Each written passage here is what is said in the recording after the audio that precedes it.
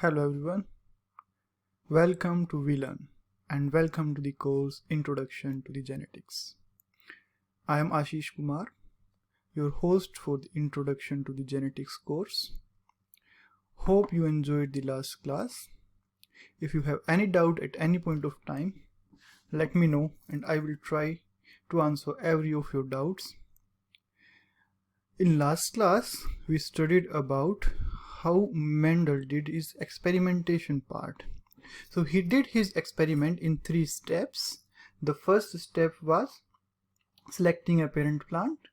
The second step was cross-pollination. And the third step was self-pollination. He did all these 3 steps for each of the character and obtained the same result for all these characters. Now in this class, based on the experimentation done by Mendel, he came with the postulates, or you can say principles of inheritance. So these are known as principles of inheritances. So there were some principle of inheritances discovered by Mendel by experimenting with Python sativum. So these principles are basically what we know as principle of inheritance. Basically, there are 5 principles of inheritances. The first principle is principle of paired factor. Principle of paired factor. The second principle is the principle of dominance.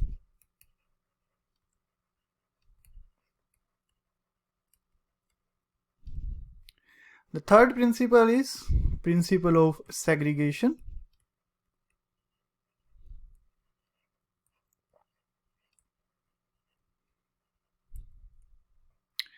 Fourth principle is principle of purity of gametes.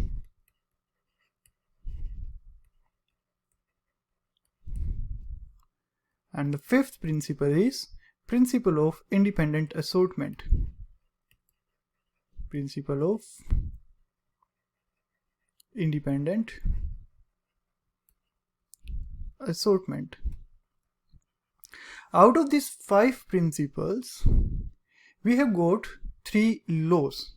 So he gave 5 principles, and out of these 5 principles, 3 are law. So basically, if we talk about the laws, so there are 3 laws. First is principle of dominance, which is first law, principle of segregation, second law, and principle of independent assortment, which is known as third law. So out of these are the first, second, and third laws. So these were the laws. So he gave 5 principles. But out of 5 principles, 3 are laws. We will discover each of these principles in next few classes. In today's section, we are actually going to cover principle of paired factor. So let's start with first principle, principle of paired factor.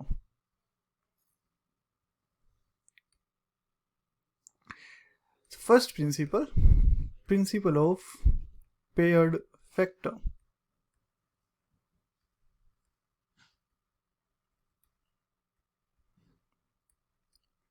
After studying and experimenting for so many years, he came with principle of paired factors. These all principles are actually the result of the experiments conducted by Mendel for around 7 years. The first principle is principle of paired factor. The principle of paired factor says something was passed down. He didn't know what this something was, but he said something was passed down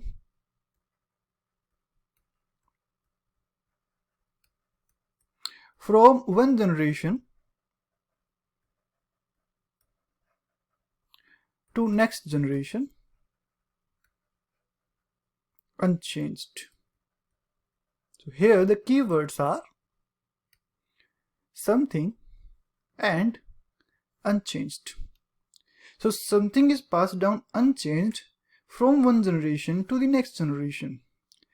At this time, when Mendel is experimenting with Poisson sativum and Mendel discovered these laws, there were nothing discovered like gene, chromosome, DNA, mRNA. He didn't even know the concept of gene, what a gene is. So he was totally unaware of these terms. So this something, he called this something which was passed unchanged from one generation to the next generation. He called this something as unit factors. He called this something as unit factor. The question which comes in NEET exam is, the unit factor term is equivalent to the gene. So genes are passed down from one generation to the next generation unchanged. So we will study about gene and then we will come back to the principle of paired factor. So what a gene is, the concept of gene. A gene is basically a segment of DNA. If we talk about gene, so gene is a segment of DNA.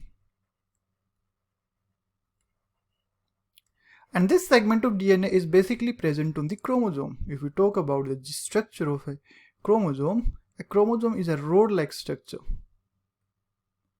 Chromosome is a rod-like structure on which is basically made up of DNA.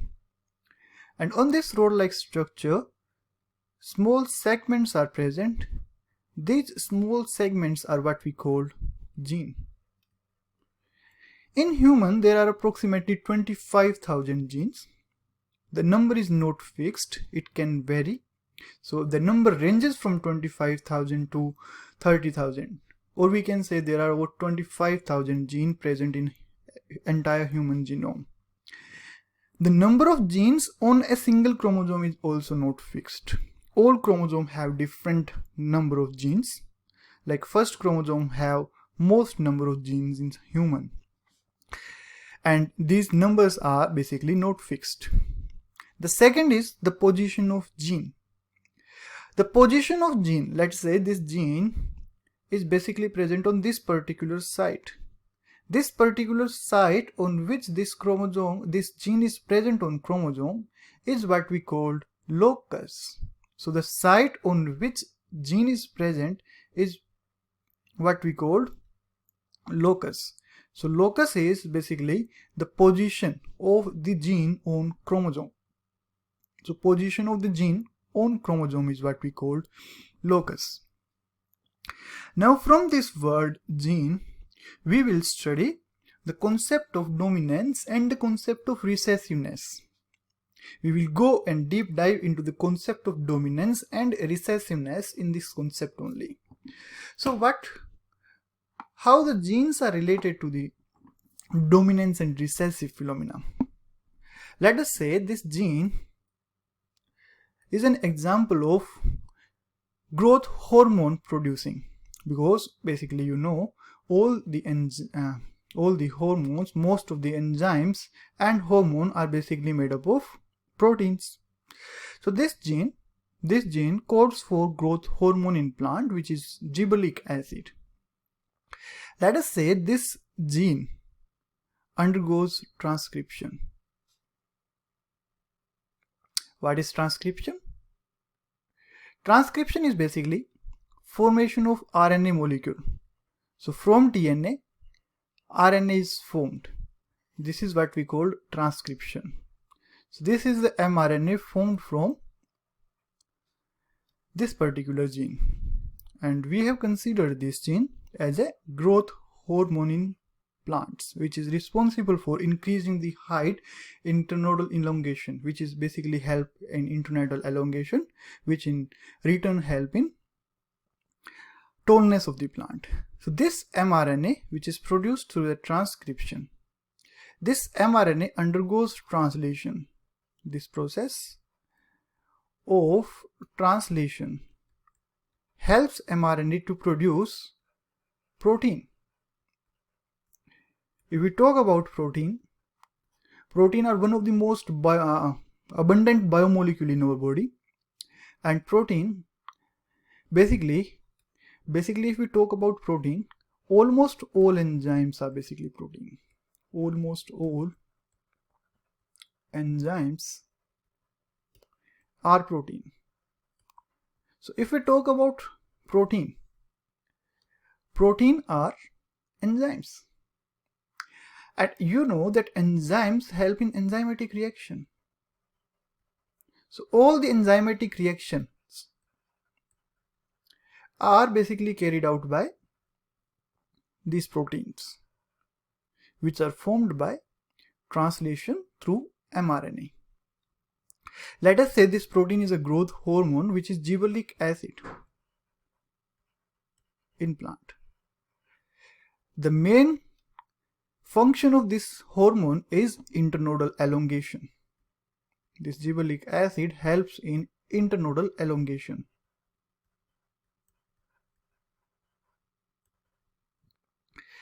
This internodal elongation in turn will increase the height of the plant, right? So it will increase the height of the plant. So if we talk about this growth hormone, if it is undergoing normal rate of transcription or increased rate of transcription, let us say that increased rate of transcription, increased rate of translation, that means increased amount of gibberellic acid, that is protein, is formed, which will increase the internodal elongation. If this internodal elongation happens, the height of the plant is increased, and this is what we consider a dominant character. So we can say that dominant character is when the rate of transcription is high and when the rate of translation is low. So if the rate of transcription of a particular gene is high, that means that the gene is dominant, because that character is expressed, right? But if we talk about growth hormone in the other scenario, let us say this growth hormone undergoes some mutation. Mutation is a general term, all of you know. We will also discuss this term when we study the mutation separately, so don't worry about that. So mutation is a sudden change in your genetic or sudden change in your genome or DNA.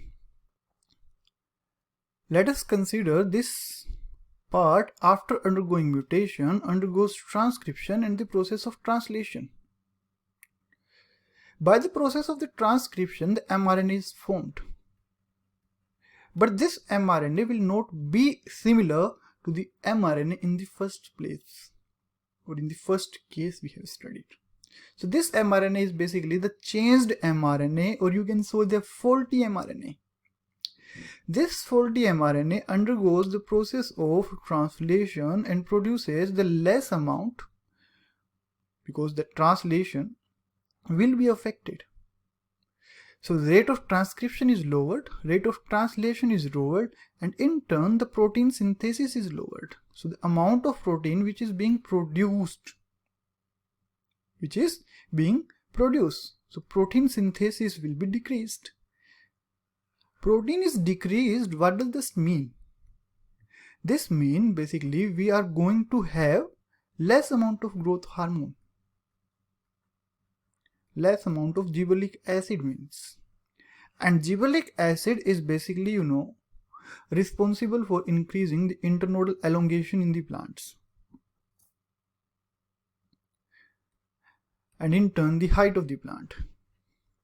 If less amount of gibberellic acid is present, that means internodal elongation will not happen, or will happen in low amount. That means the height of the plant will be affected, and this height will be lowered. This character is said to be recessive character. We will continue this in next class. Thank you.